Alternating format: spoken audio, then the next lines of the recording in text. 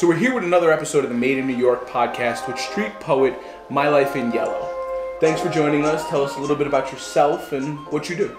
Thank you for having me. Well, on the streets, I slap the yellow stickers you probably see, hopefully everywhere, with lines of poetry, random thoughts, random questions. And so that's what I do to feed my soul, along with spoken word poetry. I get on stage quite a bit. That's kind of where I see my life headed, in that direction. So that's where my soul is at. But as far as like paying my rent, I'm an executive assistant. Okay.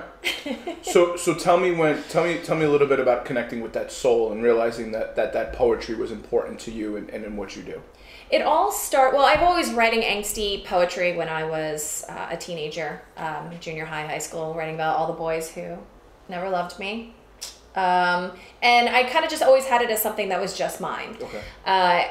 Always continued to do that. And then at one point, I started to put it back out into the world. For a brief period of time, I was a publicist in the watch industry, luxury watches, went to Basel World in Switzerland, which is actually happening again just now, soon, and was given a pen, because watches and pens tend to have the same target audience, and was given a yellow pen by Monte Grappa Pens. And from there, I started to handwrite my poetry. It was all typed on like a blog before, Okay. But then once I was given this pen, I started to understand the beauty of a good pen. Mm-hmm. Started writing, and my handwriting kind of evolved from there. And the evolution of my handwriting and my poetry onto this particular type of paper created the Instagram of My Life in Yellow. And then from there, probably about 2 years later, I had a friend who was in town. I was about to go through a breakup. She was in street art. She was a photographer of street art. And she's like, you should put your poetry on stickers. And I thought to myself, I'm like, maybe. And she handed me some postal stickers, wrote with a Sharpie onto them. She slapped them in the streets, and I think it was like Soho. Mm-hmm. And somebody found them and tagged me in it. And then at that point, I was hooked. Mm-hmm. And that's kind of how it evolved from there. And then from there, it just became an addiction of like slap, slap, slap, slap, slap, slap, after I found the yellow eggshells. So the yellow stems from the pen that you got as a gift.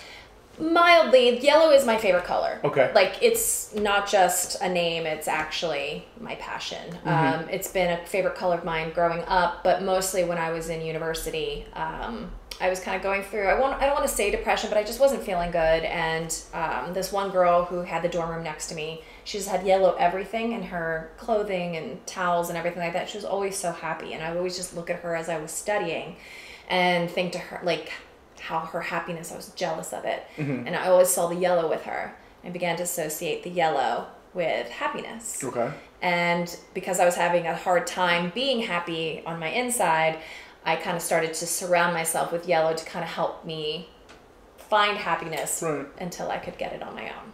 That's smart. Yeah. So 2 years you've been going or really have noticed or been pressing the gas, let's call it. Correct. On this brand. Mm-hmm. What are some things that have shocked you in that period of time? How quickly people have noticed it and come to find it interesting and follow it, and like the family and the friends that I've made because of it. It's created a whole new world for me. Mm-hmm. Nothing I ever expected would happen. Like, I never in my life thought about how slapping a few yellow stickers all along the street could change your life. Mm-hmm. And that's exactly what it did. And Mm-hmm. it seems so simple and silly in a way to think that something like that could change your life, but it really has. It's just opened up all of these realms of possibility to me, and it's made me feel like I found my purpose. Mm-hmm. So evolving into the spoken word poetry onto stage kind of happened approximately the same time as the stickers, and they just kind of came together. And I wake up every day and I feel like I have a reason to be here on this earth, and writing and slapping stickers and connecting with people through my words. So your stickers seem to be a little generally more motivational than your... Sometimes. Right. Whereas your spoken word seems a little more like real with a ting of raunchy in it. Yeah. Talk to me about that difference and how you decide what goes on the stickers and how you decide what you're actually going to share. Because, you know, I had you as one of the guests at a previous pop-up I did, and we were lucky enough to have you read some of your poetry, and it was definitely grasping, to say the least, but it was a little different than, you know, what what I see in your stickers and canvases. Right. Well, definitely on the canvases, more motivational, because I'm not sure if people want to hang, and I could be wrong, hang some of the more raunchy or random or maybe darker words on their walls. But the stickers are my thoughts. And sometimes like the motivational ones are because I'm trying to remind myself of something, or like, this is what I need to hear. But sometimes, like recently, I've been writing a lot of dark ones just because I was in a crappy mood recently. And so a lot of them get more dark. And sometimes they contrast each other or contradict each other, where it might be like, love is the greatest. And then you'll turn a corner and it'd be like, love sucks because blah, blah, blah, blah, blah. It's really about how I'm feeling in that moment is what ends up on a sticker. The poems are more in-depth, kind of a poetic analysis of something that's going on in my life or has gone on in my life, or a topic that might be churning on my brain, and where I sit down and I contemplate it for long periods of time. So the stickers are very, you know, write it, it's gone, write it, it's gone. In the spoken word, I try to, you know, I write it for me. Always try to remind myself, write this for me, don't write it for everyone else. Right.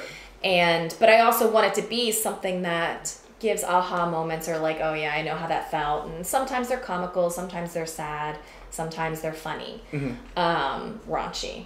Right. It just really depends on what's going on in my brain at that period of time. So, but yeah, the stickers are just like the thoughts. So the stickers, is that like an all day long kind of thing? Like while you're at work and something comes on, and maybe, and we're not trying to get you in any trouble with your boss, but like, what does your process look like from the creation of the sticker side? The stickers, I always get anxiety if I forget them, but I typically always have stickers and a Sharpie in my bag. And they're always with me, and there'll be periods of time where I just have like thoughts, or I'll have a conversation with somebody and something they said or something I said made me think of something, and I'll grab them and write them down. I can't say that I'm sitting at work all day writing stickers, right. But if I hit a moment where I'm thinking, I'm feeling, I'm like in my head about something, and something comes up, my boss isn't there, yeah, I whip them out, write them up, and have them ready to slap on the streets. Sometimes a lot come out at once. Sometimes I'll go through periods of time where I don't write very many. It just evolves with how I'm feeling and what I'm going through. Do you use the same quote multiple times to spread your brand, or is it like, if you see a sticker, that's the only sticker with that message? I sometimes repeat, but it's typically because I'm thinking it again. Okay. I try not to repeat. Like, there's some typical phrases where it's like, once my lover, now my poem, or anything is possible. Like, there's a few little key ones that I repeat, but mostly they are fresh, brand new, maybe the same thing written slightly differently. It's whatever I'm thinking of in that moment. And I've written so many, I can't remember what I've done. Right, so there could be parallels. There could be parallels. And sometimes when I'm in a new city and I only have so much time to be there, I'll go into the archive of my brain to old ones that I remember and I really liked, just because if they're not flowing naturally, I want to make sure I leave my mark before I go. And then on the poetry side, is it always a personal connection, like you're experiencing what you're talking about, or sometimes as similar to like rappers where they tell stories, it's not always about something they've lived but something they've seen? To this point, it's something I've lived. Okay. Everything I've written is something I've lived. I'm sure at some point that will evolve into a different realm, maybe storytelling, imagining, thinking, or relating it to a friend or another situation, but at this point in time, they've all been personal situations.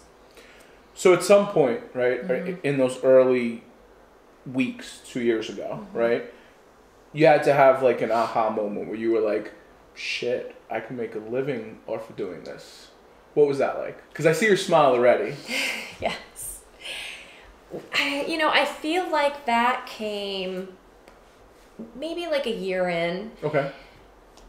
I was alone in it the first 6 or 7 months. When you say alone in it, what do you mean? The slapping the stickers very independently, didn't realize there was a family, a community around it. Because I was like, it's street art. Nobody knows each other. They're all protecting their identities. So I'm just going around slapping stickers, having a great time. People are tagging me. I have a little bit of dialogue on Instagram because of it. And it wasn't until I was invited out that I met all these people that I was following on Instagram or had seen their art, and I'm like, they all know each other. And I think from that point, getting invited into art shows, more people coming to my poetry performances, it started to evolve from there, where I was like, this is what I'm supposed to do. It's going to take some time to evolve it into an income that can support Manhattan rent or just life in general. But right now I'm like, this is my target. This is where I'm headed. I have goals. I have things that I'm working towards, ideas of how it could work out. And I think that came about probably a year in. So talk to me about some of these goals. Okay. All right. Well, a lot of my goals stem around getting on stage. Okay. I love it. I love getting on stage. I love giving my poetry in person, because you can read a poem and you're like, oh, that's cool. Right. But to like live it with the person who wrote it, and like I try to evoke the emotions that I had. You don't at the get the time. tonal connection Correct. reading it. Yeah. Correct. So I see that as a very important piece of it. And then also I'm working on a book. Poems, essays about my life that kind of relate to where the poetry comes from. And that I feel like is a key thing for me at this point. Whether it's just an accomplishment, it keeps spiraling me forward, or it kind of becomes like the platform to jump, make a leap of faith, leave the day job, whatever it might be. This book feels like it is kind of like that crescendo, like reaching to that point. So are you the type that says, okay, well, book needs to be done by this date, or more like I need to be continuously progressing towards that point? I try to give myself deadlines. I need structure. Okay. And that's kind of why the day job has been very great for me. Other than paying bills, it's been great because it requires me to be there at a certain time, and it's as an assistant, I have to be like very regimented, very on top, proactive, and so it's like restructured my very floaty brain into process. So I've given myself a deadline, knowing my personality that I need deadlines. Whether I reach it or not, I won't kill myself over it, but to know that this is a point that I want to reach. Like I'm trying to write it by summer, midsummer. So it's in progress, and if it gets done, it gets done. If not, then just keep going, chugging away at it. So somewhere in the 2019, 2020 range, we'll see a book. Well, we'll see it. Well, the draft. I'm sorry, the draft needs to be written, and then at that point, I have to figure out publishing. Okay. So what else? What are some of the other goals? Because you seem like a very ambitious, and I get the sense that there's like some goals like in the background, 5-7 years, kind of. Well, as far as goals, like this year, I want to perform outside of New York. I'm trying to figure out some international venues that I can go to in like London and Stockholm, and maybe even over to Copenhagen. Try to like branch it out internationally. Touring, getting on the stage in places that aren't here, painting more walls. Okay. So bringing the street art element back into it, because I feel like that's something that differentiates me from a lot of spoken word poets, is the fact that I do have this street art element. There are a lot of poets who do street art as well, or stickers and things like that, but I don't see them necessarily touring poets like I see the ones that I idolize.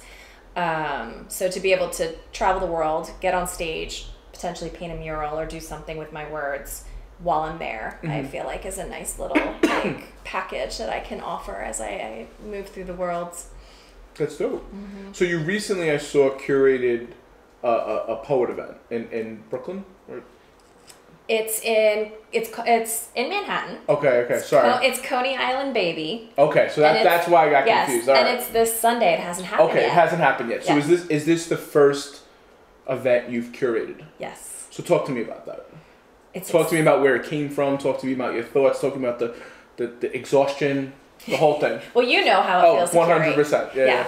No, it was definitely inspiring by like seeing you do this. So you're just like reaching out, like making things happen. It's like, man, I need to do this too. But, it's so easy through DM. Yeah, just slide into the DMs. It literally is. Like I have this conversation with Dylan all the time. It's like, listen, just DM people. Yeah, if they respond, they respond. If they don't, they don't. You move on, you DM somebody else. Yeah. See me, I'll be like, they didn't respond, they hate me, like, oh. Yeah. But you can't let that be. No. At all. So a friend of mine works at Coney Island Baby. Okay. And I've been there a few times visiting him, and there's a stage, and it's a beautiful little stage, and it's like, this is perfect. This is perfect just to have a few people do some spoken word poetry, get on stage, and have drinks and great night. And so I kind of brought it up to him. I'm like, wouldn't it be great? And he's like, yeah, that'd be great, but let's throw in musicians. And I was like, all right. So we decided to have, initially it was going to be 3 poets, 3 musicians. Now it's 4 musicians, 3 poets.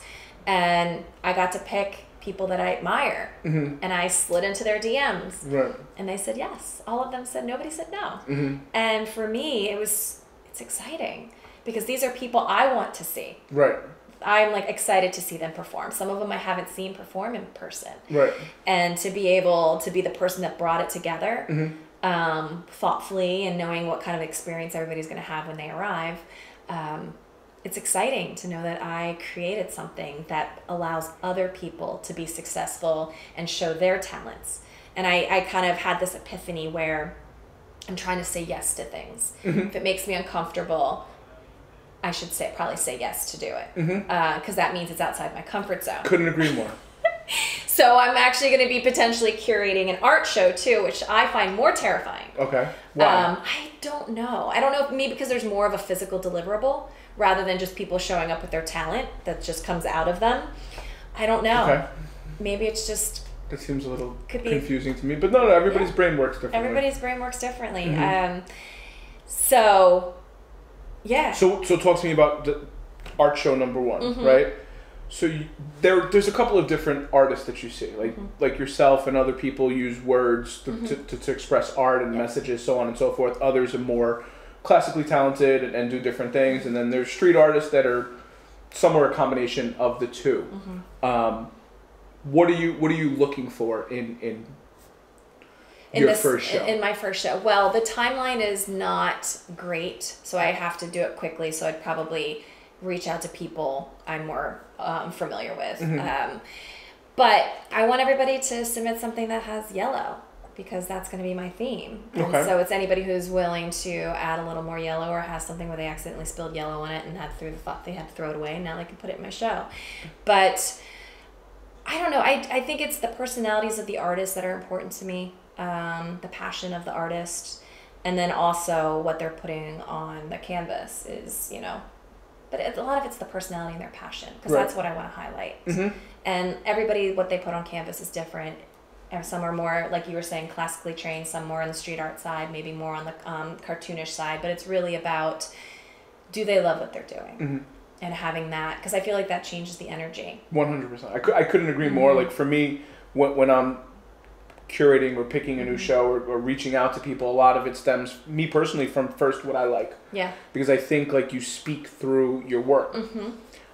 And then it's like, listen, if somebody's a douche, like they won't be at another show that I do. I'm just like, all right. It's a learning experience. Yeah, and that's 100%. kind of where I'm stepping up to my first learning experience. And I'm sure I'm going to learn, I tend to learn the hard way. That's my preferred way to learn. So I'm sure I'll learn a lot of life lessons on what not to do or what to do next time. And I think that's the scary part, but it's like, you know what? Leap of faith, trust and know that I have the skills to be organized and do the best that I can do, and whatever happens, happens. And then you just move on to the next one. But yeah.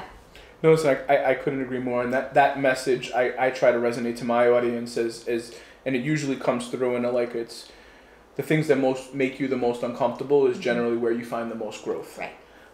And people don't do it. Mm-hmm. And that's why most people don't win. It's not because they're a bad person. Right. It's just winners understand that and they play to it. Mm-hmm. So talk to me about realizing or let's stop. We got to edit that. If you had to guess, how much longer before My Life in Yellow doesn't have an executive assistant job? I think about that every day. Really? I think about, not because I'm dying to leave my job. I love my job. I work for a great company. But I know that it's not a forever. Mm-hmm. And it's kind of like, when is that appropriate time to launch and take the leap of faith? Because a lot of times it's sooner than you think it is. Mm-hmm. I'm hoping 2020 mid-year maybe. Okay. Maybe end of 2020. Mm-hmm. But you never know what'll happen. Maybe something will speed that along. Right. So, you have a poet and music show. Mm-hmm. You have an art show you're going to do. Mm-hmm. You want to write a book. Yes. At what point do you give yourself the permission to quit? To quit my job? Yeah. Like, what needs to happen for you to be like, fuck, I'm going to take this risk? This would be my second leap of faith in my lifetime. Okay. I've already done one. Okay, what was that? Quitting my advertising job, leaving my marriage, and moving to New York City. Okay. So that happened 8-9 years ago. Okay. So I feel like I'm due for another one. Should it be every 10 years, leap of faith? Mm-hmm.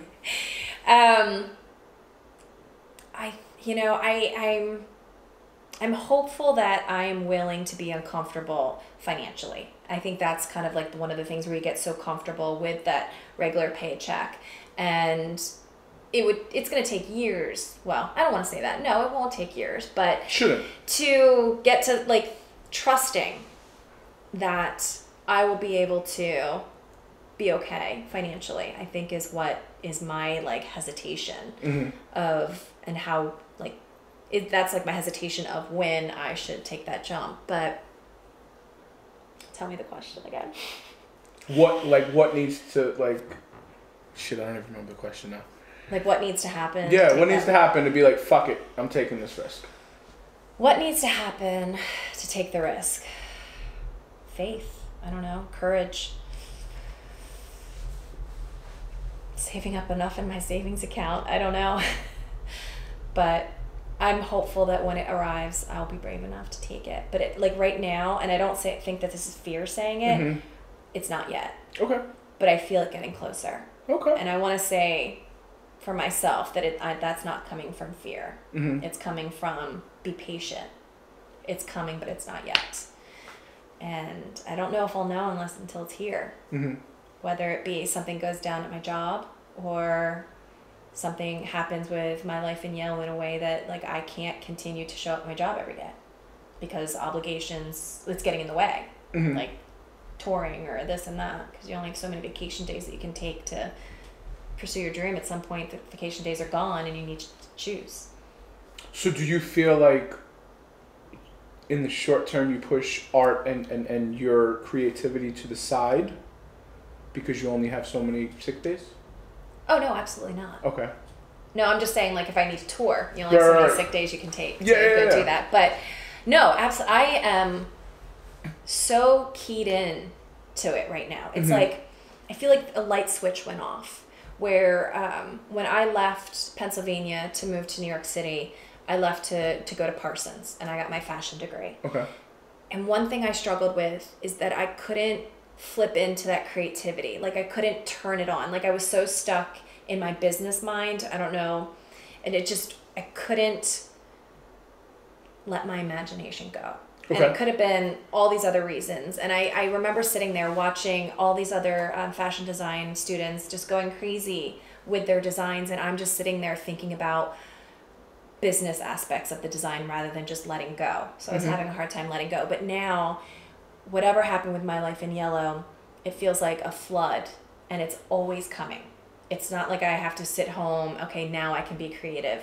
I'm constant every moment of my life. I always have my phone out taking notes of things that I might want to write about.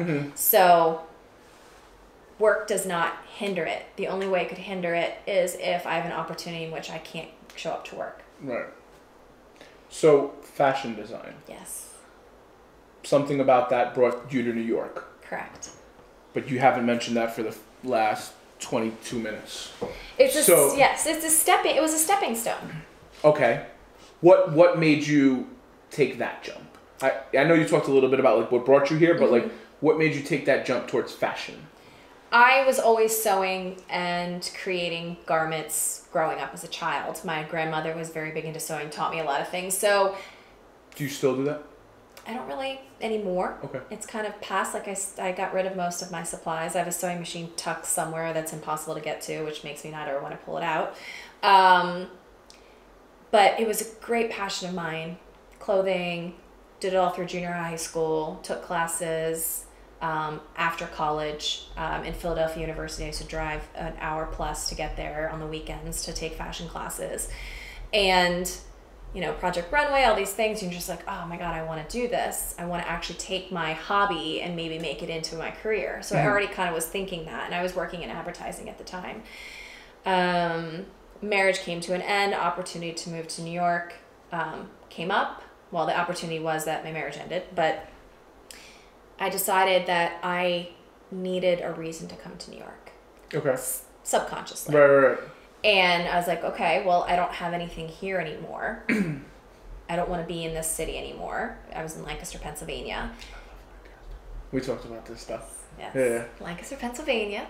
And I was like, you know what? Screw it. I'm going to apply to Parsons. And I applied to Parsons and I got in. I did their associate's program because I already had an undergrad, so I didn't want to do another undergrad. And at that point, I'm like, I'm moving to New York and I'm going to go get a fashion degree. And that's what I did. And once I was in there, I kind of started to feel like maybe this might not be for me, but I don't regret a second of it because, as I mentioned earlier, it was my stepping stone. Mm-hmm. I needed a purpose to come to New York. I had to have a reason. Okay. And I feel like a lot of times people show up and they're like, I don't have a reason to be here. I just want to be in New York. And then they float and fade and whatever. Go back to their hometown because they're like, why am I here? I'm just spending a lot of money, partying potentially, whatever. But it gave me a reason. Became a yoga teacher as well at the same time. And I had purpose, but I never felt settled in it. I never felt good enough in it. I always felt like there's somebody better. I don't know why I'm bothering. Never had the confidence. But with the poetry, you have those inklings of that, the self-doubt, but never have I ever felt so confident that this is the right path for me. When did you realize that? Do you remember? I want to say probably one of the first times I did an open mic. Okay. So talk to me about that. I had just gotten out of a relationship. I was invited to go see a friend perform some of his poetry. And I sat in the audience and I was like, I want to do this. And this girl was reading a piece about her father. And I'm like, I want to write a piece about my father because I lost my father when I was a teenager.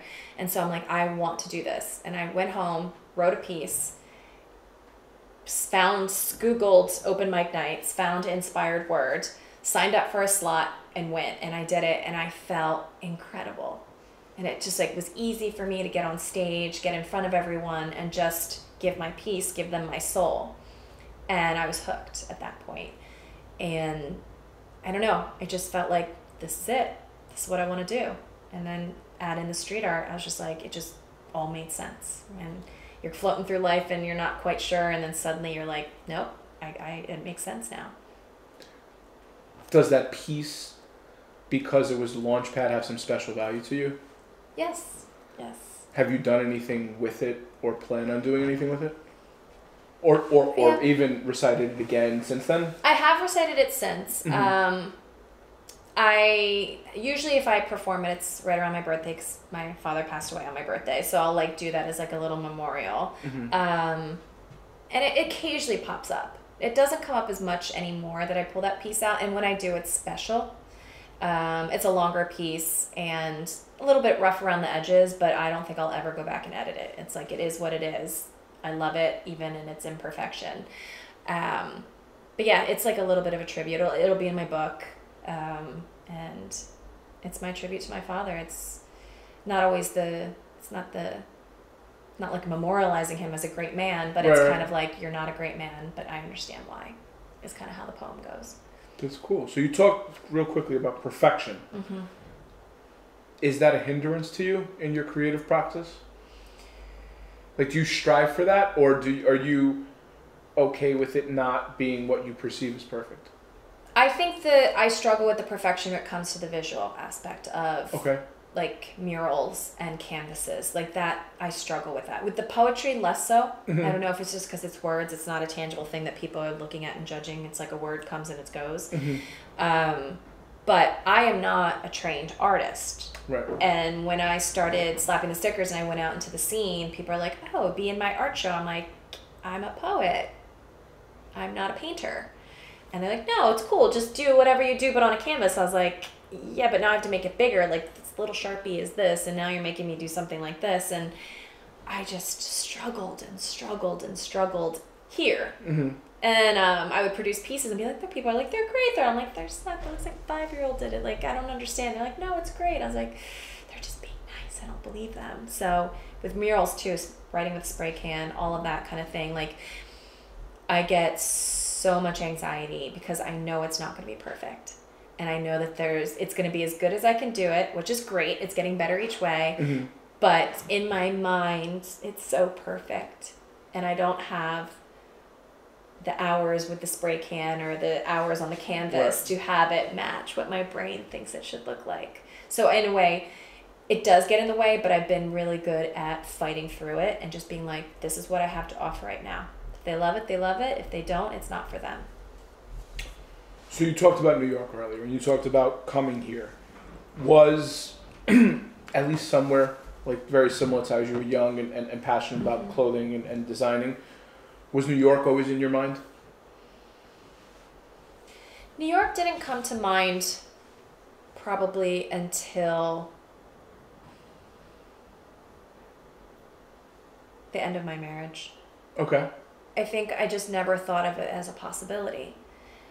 Just because I was living in suburbia, picket fence, you know, no kids, but like the car, the cats, and, you know, the townhouse. And it just didn't seem like it was ever something to think about or consider because it was never going to happen. Mm-hmm.